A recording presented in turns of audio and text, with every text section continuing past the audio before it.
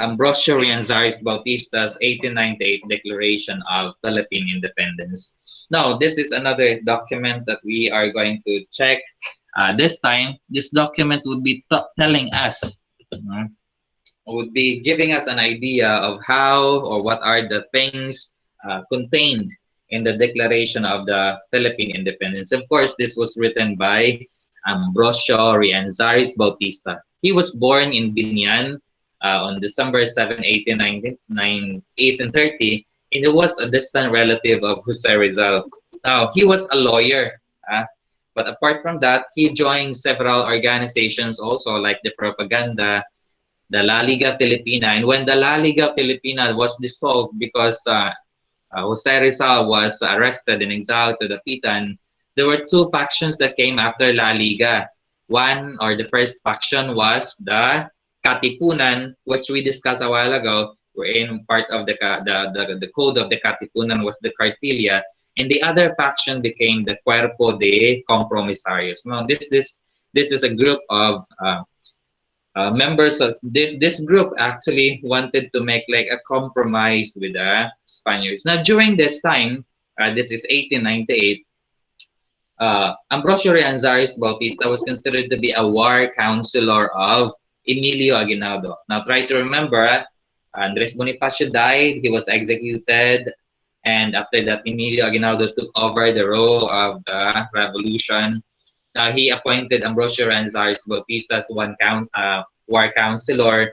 Then he was also a special delegate, was to write and read the Acta de la Proclamación de la Independencia del Pueblo Filipino, or the Act of the Proclamation of the Independence of the Philippines. Now, this document was signed by 98 people. 97 of that were Filipinos, and one was a retired American artillery officer in the person of Colonel Johnson. Now, Colonel Johnson was said to be a representative of Commodore George Dewey. I don't know if you could still remember Dewey. Dewey was the one sent by U.S. here in the Philippines, and he was responsible in defeating the Spanish squadron in the Philippines. Now, after that, of course, 1898, there was an agreement between Spain and the U.S. wherein Spain, because he could no longer protect his property in the East or in the Orient, particularly the Philippines, then they don't have choice but uh, to sell the Philippines to the U.S.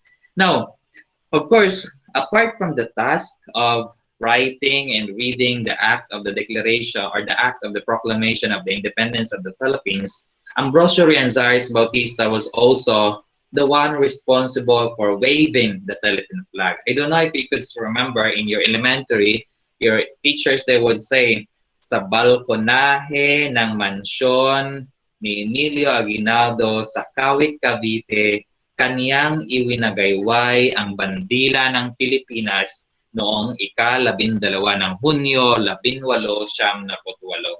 But that particular idea was actually wrong. Why?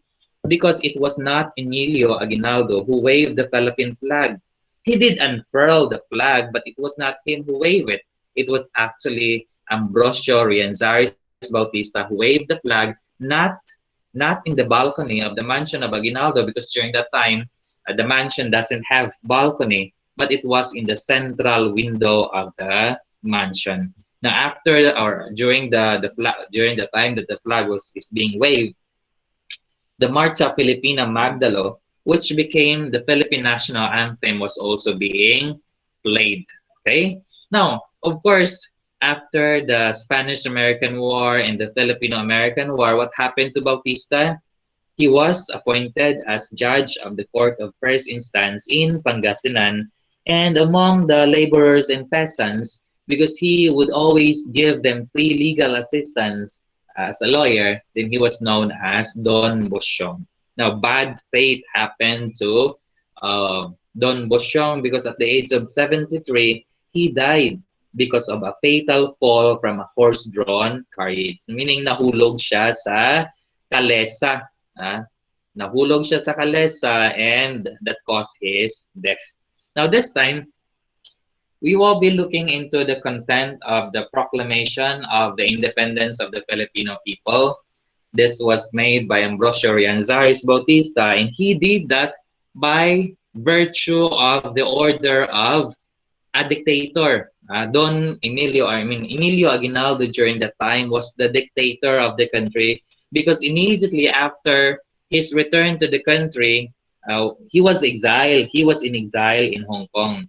That was because of the agreement that he got with uh, Spanish Governor General Primo de Rivera. And because of that agreement, Emilio Aguinaldo needs to exile himself. Now, when the Americans came to our country, they contacted Aguinaldo that they will be going to the country, and they asked Aguinaldo to return to the country. Now that's why Aguinaldo returned. And when he returned, he established a dictatorial government. And one of the achievements of the dictatorial government was the proclamation of the Philippine independence. Now, what was the reason why the Filipinos during this time resolved to start a revolution? Now, there were actually two reasons why the Filipinos resolved to start a revolution. The first one there is because of the arbitrary arrest and abuses of the civil guards. Now, this arbitrary arrest and abuses are caused, or of the civil guards caused death to many of the Filipinos, and that was not left, or that was left unchecked or unpunished by the Spanish government, meaning the Spanish government just never mind if those civil guards are arresting and abusing people. Now, the next reason there is the unjust deportations of illustrious Filipinos. And this unjust deportation was decreed by General Blanco at the instigation of the Archbishop and the friars. This, Filipinos during that time would always have tension with the friars and the archbishops because it seems that the friars or the priests are controlling the government and controlling the people. Now, apart from the reasons why they resolved to start a revolution, there was a primary purpose for the revolution. The revolution started in August 1896 and that begins in Caloocan. But the main purpose of the revolution was to regain the independence and the sovereignty of the people. This independence and sovereignty was deprived to the people by Spain through Governor Miguel Lopez de Legazpi. Now try to remember Ferdinand Magellan. He went to our country. When he landed in our country, he planted cross there in Masawa or Limasawa as well as in Cebu. Now, when he planted cross, it's like claiming the country for the King of Spain. And of course, when he died, the King of Spain sent several other expeditions to go to the place where Magellan died. Some writers even would say that the purpose of that is to ask for apology to what happened or what was done by the men of Magellan. But other writers would tend to say that the main purpose was to claim the land that was first claimed by Magellan for the King of Spain. That's why there were other expeditions like the Saavedra expedition, the Joffrey Garcia expedition, the Luisa expedition, and the Roy Lopez de Villalobos expedition, wherein the Roy Lopez de Villalobos expedition was credited for naming our country Las Islas Filipinas in the name of Crown Prince Philip of Spain. And when Crown Prince Philip became King Philip II, he ordered Miguel Lopez de Legazpi to find the place that was named after him. That's why Lopez de Legazpi came to the Philippines. He landed on the shores of Cebu, but he was not accepted by Raha Tupas. Who was Raha Tupas? Raha Tupas was the son of Raha Humabon when Magellan came to our country. And of course, Raha Tupas knows what happened during the time of Magellan. That's why he doesn't want Legazpi to land in Cebu. And what did Legazpi do? He went to Bohol and entered a blood compact with si Katipunan with the purpose of later taking by force the island of Cebu. And of course, he became successful. And while Tupas was retreating to the mountains of Cebu, he burned the city or he burned the village where he lived. And out of that, in one of the nipa hut that was not burned, Miguel Lopez, one of the men of Miguel Lopez de Legazpi, saw the image of the Santo Niño, the same image that was given to Queen Juana, the wife of Brahang Mabon, by Ferdinand Magellan. That's why instead of naming Cebu as San Miguel, he named it as City of the Most Holy Name of Jesus. Lopez de Legazpi lacked food. That's why they need to find food. And he sent his men, and of course, his men was able to reach in Panay. That's why in Ogtong, in what is now Oton, they established the second Spanish settlement here in the country. Now, from Ogton, they transferred to Villa Arevalo. Now, from that particular place, they also searched other places until they reached Manila, when during the time Manila was under the rule of Raja Sulaiman and Raja Lacandula. And Miguel Lopez de Legazpi took possession of the city and named the whole and in the whole archipelago, and that is in the name of King Philip II. That's why our country was known as Las Islas Filipinas in honor of King Philip II. Okay? After that particular event, for 333 years, our country was uh, colonized by Spain. There were several revolts that were made against Spain. And of course, there were propaganda movement. Then after that, the Katipunan. When the Katipunan was discovered, we discussed that the Tejeros Assembly was convened to what? To solve or to unite the two factions, the Magdalo and the Magdiwang. And what happened after that? Emilio Aguinaldo was elected as president and Andres Bonifacio was executed. After the execution of Bonifacio, the revolutionary government headed by Aguinaldo suffered several defeats. That's why Aguinaldo transferred from one place to another until he reached Biak-na-Bato, where there in Biak-na-Bato, he established the Republic of Biak-na-Bato. But that republic was short-lived. It was founded November, but in December of 1896, there was this Pedro Paterno who offered to become mediator between Aguinaldo and the Spanish governor Fernando Primo de Rivera. And what was the result? The result of that was the agreement of Biak-na-Bato, or what we call the Pact of Biak-na-Bato. Now, there were several agreements, terms and conditions between Aguinaldo and Rivera. One term was that Aguinaldo should surrender and exile himself to Hong Kong, while in the case of the Filipinos, the Spaniards should pay a certain amount to the Aguinaldo and his men. And of course, that was the amount used by Aguinaldo to go to Hong Kong, where he stayed there in Hong Kong for several months until the coming of the Americans here in the Pacific. That's why if you are going to look at this part of the Proclamation of Independence, it states that we are attaining our independence under the protection of our powerful and humanitarian nation, the United States of America. It is like giving honor to the America for helping us attain our independence from Spain. And of course, this proclamation reiterates that the Philippines has the right to be free and independent, that we now cease to have allegiance to the crown of Spain, that all our political ties with Spain are already annulled and severed, and we are considered to be a free and independent state. Since we are a free and independent state, we now enjoy the full power to make war, peace, conclude commercial treaties, enter into alliances, regulate commerce, and do all other acts that we wanted to do as an independent state. Now that's the main point of the act of the Declaration of Philippine Independence. It's like telling Spain, "Oh Spain, mother Spain, we are free, we are independent. We can do whatever we want already."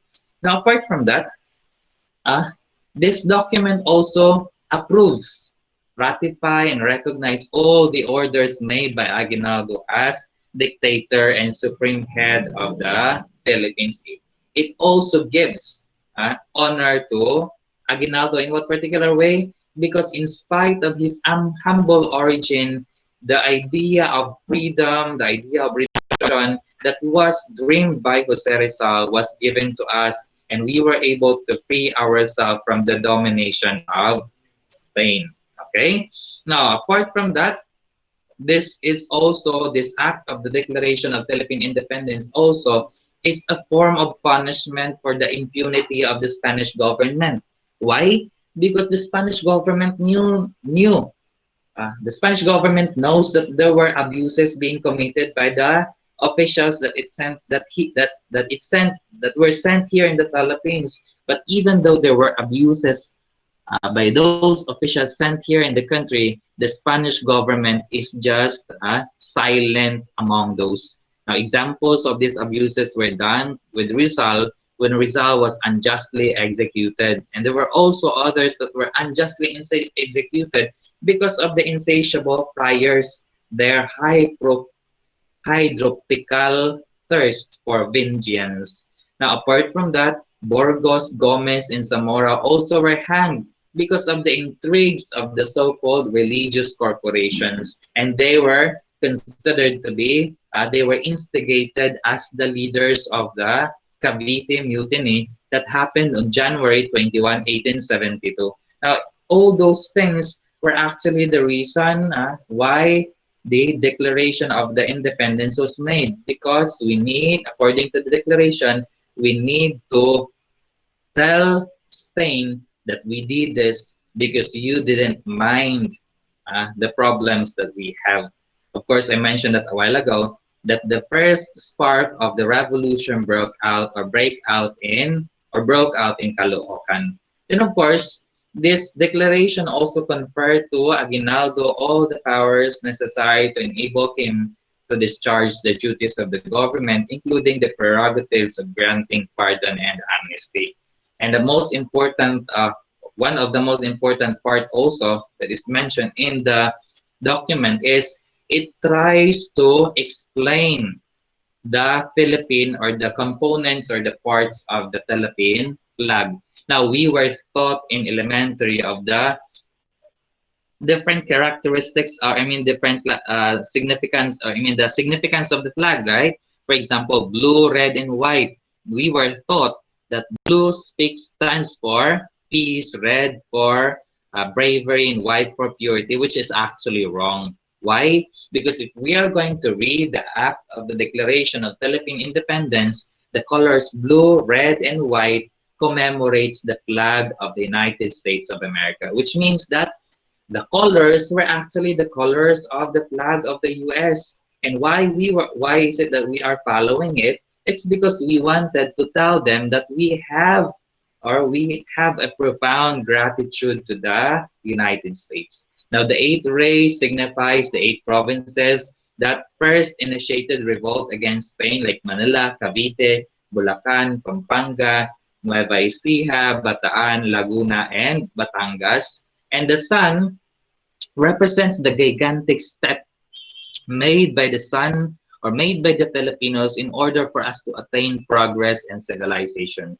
Now, another important thing that we should consider, the three stars does not represent Luzon, Visayas, and Mindanao.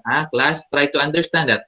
The three stars in the flag signifies the three principal islands, meaning the three islands that started the revolutionary movement from Spain. And these are the islands of Luzon, the island of Mindanao, and the island of Panay, not Visayas. And of course, the white triangle signifies the Katipunan.